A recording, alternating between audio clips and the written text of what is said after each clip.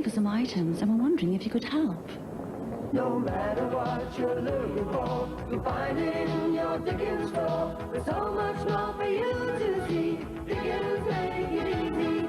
If paint and paper's on your mind, make friends with Dickens and you'll find Dickens is the place to be. And your children may agree. There was a DIY / garden centre near where I grew up in the northeast of England called Dickens.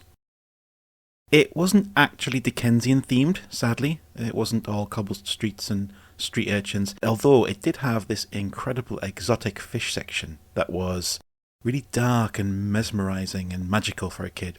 Not that that has anything to do with Charles Dickens, obviously, but it set it apart.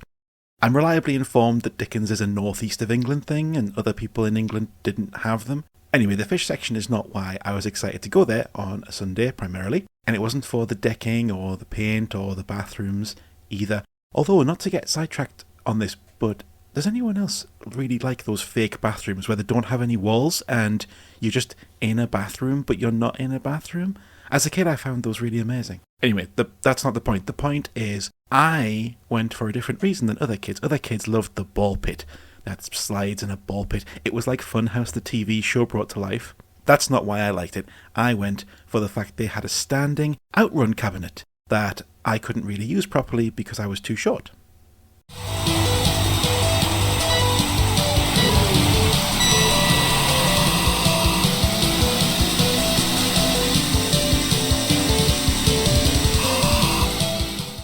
Unbelievably, I was probably even worse at it then than I am in this footage you're seeing now of a fully grown adult male seemingly finding it impossible to operate a simple electronic game for children. But I didn't care. It was just about seeing these gorgeous blue skies and sandy shores.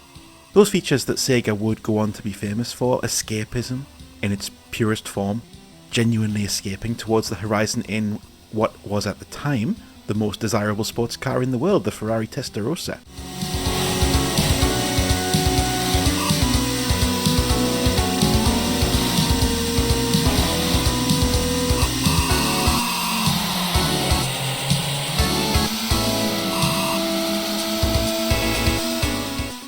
It's tough to know whether this game would have been so iconic and lingered in the cultural consciousness so long if it hadn't had that Ferrari license.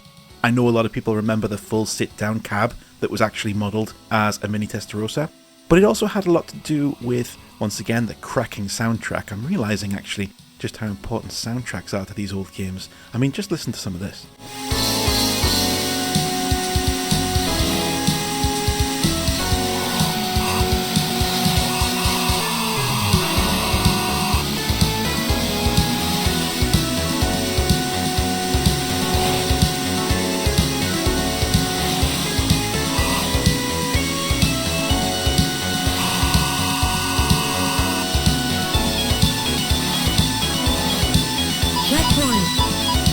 And gameplay that smartly balanced accessibility with challenge by allowing different routes you could go on to provide different levels of difficulty. So keep turning left at the end of each stage, get the easier stages, keep turning right, keep getting the harder stages.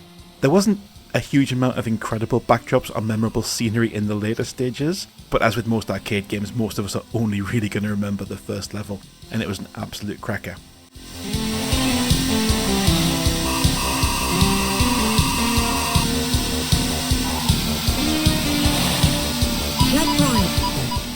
Of course, years later this would go on to be followed up by, in my opinion, an even better game, but that will be for later in the 121.